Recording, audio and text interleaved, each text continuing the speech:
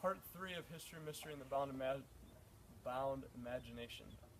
Conventional movement, exercises, and programming have revolved around the cadaver lab findings, as traditional and conventional descriptions of muscle actions have focused purely on the end result, movement, and movement in the forward and backwards planes. We call that the sagittal plane. Rarely, if ever, are the deceleration and absorption, stabilization, and weight transferring components of movement and its sequencing with lateral, rotational, and diagonal patterns ever emphasized. There is a tremendous difference between a muscle's isolated function and its integrated function of numerous muscles working together in rhythmic sequential patterning.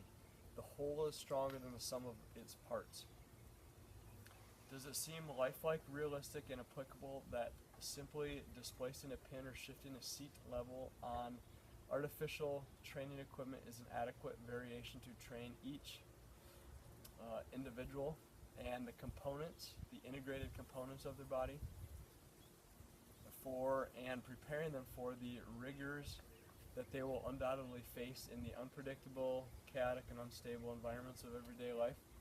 Is sitting in a seat or lying on a bench lifelike enough to proactively prevent the occurrence of both acute and chronic injury, the accumulation of fatigue, pain, and wear and tear, or will it add to it? Efficient movement skills and consistent improvements of functional patterns have been washed away with convenient, isolated training modalities fit for the typical red average user. You certainly wouldn't fathom purchasing an engagement ring fit for the average woman, nor a shoe for the average wearer. But most fitness experts never give a second thought to the lock, stock, and barrel equipment they're persuaded to use. If the goal of the health practitioner isn't to evaluate and enhance the unique capabilities possessed as an individual, the individual must address their exclusive needs and remedy their own distinct dysfunctions, while taking a good and long look at their potential for success. Conventional wisdom has continually been used to help confirm what we think we already know. By knowing, analysis has been used to break down movement, the body, and thought into smaller parts to form theory, what's right and what's wrong, and what's absolute truth through the systematic approach of seeking to understand by reducing. In doing so, we make some things clear and others quite less clear. Movement has continually tried to be tamed and domesticated to fit into neat categories which are safe but boring and artificial. Theories continually have been tried to be perfected, hoping that it will lead to perfect practice instead of learning by doing, intertwining theory with practice. Should we really, and can we expect to understand much more of movement or anything until we start doing what we already know? Wouldn't it make more sense to replace certainty, proof, and argument with experimentation, search, intrigue, conversation, and dialogue? How can we trust theories that have first been gotten right in the classroom without seeing daylight and unpredictable variables, and without having to live, give, and suffer through adversity? We deserve a whole lot better than that. Soon after, educational degrees and motion analysis programs were formed at institutions of higher learning so that degree-holding faculty could distinguish themselves in the form of bachelor's, master's, and doctorate awards. The process of learning at these institutions was largely considered a one-time event done at the beginning of a career and completed upon receipt of the individual's highest recognized credential.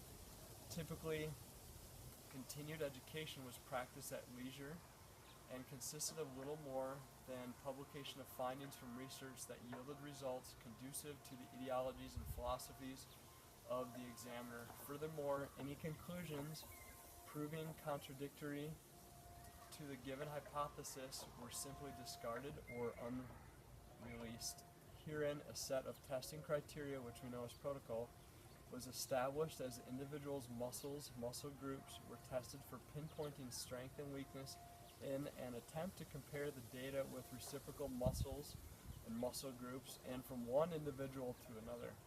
Copycat experimentations trickled down year after year, and students blindly followed the ways of established tradition without being encouraged to act and do as free thinkers. This box-like approach of duplication and reproduction led to a lethargic viewpoint of human performance evaluation and facilitated a belief that science would progress the health and fitness industry into an easy-to-understand, confined, controllable facet. Although the body moves with intricate integration, it was not tested or trained in that manner. By isolating large muscle groups and muscles during strength training exercises, it was assumed that the entire body would benefit through similar physiological adaptations. Contrary to this age-old belief, the results of overtraining isolated areas of the body was a weak unit consisting of strong parts. This mindset fit nicely in with the age of individualism and consumerism and was quickly adopted as the standpoint on strength and conditioning. Today's higher education systems and its conventional wisdom have formulated opinions telling its puppet students what to think rather than how to think. As the system was insecurely acted to lock mystery in the closet, wanting answers only, not the curiosity and uncertainty that comes with far more important questions. As cheap and easy answers have been presented for deep, complex questions, conventional wisdom has acted like a miner looking for a mountain to strip mine for quick and sealable, marketable product rather than interacting with good, wholesome questions patiently along the journey. Nothing like the quick fix. The modern leader dissects movement like a scientist dissects a frog, looking to gain knowledge through the analysis, and in modern times, knowledge is power.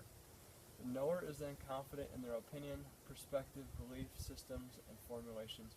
Their act becomes a sole act, leaving only room for one at the top. Too many modern minds are seeking a banished mystery, following the lead of modern science's reduction and analyzing tactics, completely missing out on the big picture and story, trusting the process and the journey. So theory then has become navigation in a land-bound classroom. It's only when we get in the water and start sailing that we learn how to sail. It's just way too easy to try to simplify things with answers as isolated individuals rather than discovery in and with a community. In an attempt to draw separation between gym rat experience and academia education, the development of a curriculum focused on strength and conditioning was implemented in the late 1970s and early 1980s. Personal training certifications were labeled and individual as credible in the field consisted of written examinations based on rote memorization and regurgitation.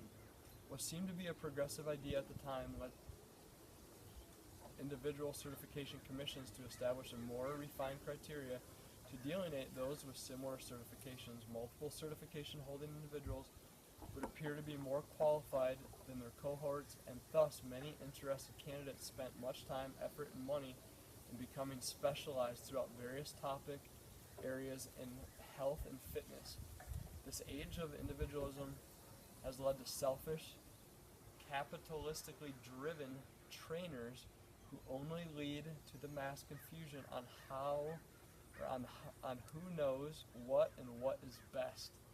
This conundrum has been made readily apparent in the recent years, yet quasi-problematic explosion of individual training DVDs, books, VHS tapes, and manual productions. As machines developed and bodybuilders grew to mammoth proportions, the idea that bigger is better started to gain prominent recognition, similar to the supersized fast food meals we've grown accustomed to. Numerical values solicited great importance in terms of displaying certainty in validating training volume, sets, repetitions, and cardiovascular metabolic workload, as well as rehabilitation protocol intensities. Charts and graphs alike were created to depict the proper percentage of a 1 repetition maximum, 1 RM, for use throughout a periodized phase or phases of an exercise regimen. Quantity versus quality has collided full speed in today's impatient society, thus spawning the need for each of us to take responsibility in reassessing where our training focus should lie. If the amount of mass lifted and size of the individual were so important to the ability to move and the success of athleticism, then why isn't sport dominated by bodybuilders and powerlifters? If the volume, so quantity, of training is our sole indicator of success and the efficiency in which our bodies move, quality is either neglected or ignored, we are doing ourselves a great disservice. If it were simply a matter of being able to lift heavy masses or large amounts of weights for several repetitions, powerlifters and bodybuilders would dominate athletics. They obviously do not. Why not incorporate both quantity and quality into our evaluations of exercise programming and rehabilitation systematics without one overshadowing the other? It seems as though quantity can be used as a determinant for progress if it doesn't allow us to stray from lifelike methodologies of maximizing the results from traditionally gathered data. Just as each sports almanac must annually update the records, the strength and conditioning field has fallen into the mold of plugging numbers into computers so that formulas can interpret equations and rank individuals based largely on artificially supported strength and comparing individual to others rather than the individual to themselves. This approach requires no skill and further dredges the bottom of rigidity and lifelessness, the exact opposite and end of the spectrum from athletic success. If we were to step away from our daily perspective and understand that all sports records that we as fans go crazy over are a direct result of quality-based movements, precision timing, rhythm, and the like, we would have a much cleaner image in which to construct our athletic preparations and programs, as well as our rehabilitation systems that are customized. A shift from practical application experience to conceptualities was limiting anyone interested in formal strength and conditioning training by funneling them into a clone-producing stale environment, leaving few options in terms of alternate education and functional mentorship.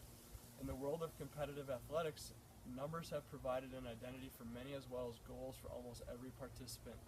As this sense of numerical certainty attained a common law level of truth, an aggressive conquest to represent knowledge with factual evidence became a largely debated topic. Controlling experiments, people, and ideas became the crutch for physiologists looking to appeal to the public through the right experimental results. Suddenly, previous mysteries became comprehensive, and ignorance was void with information collected with systems of theory and research.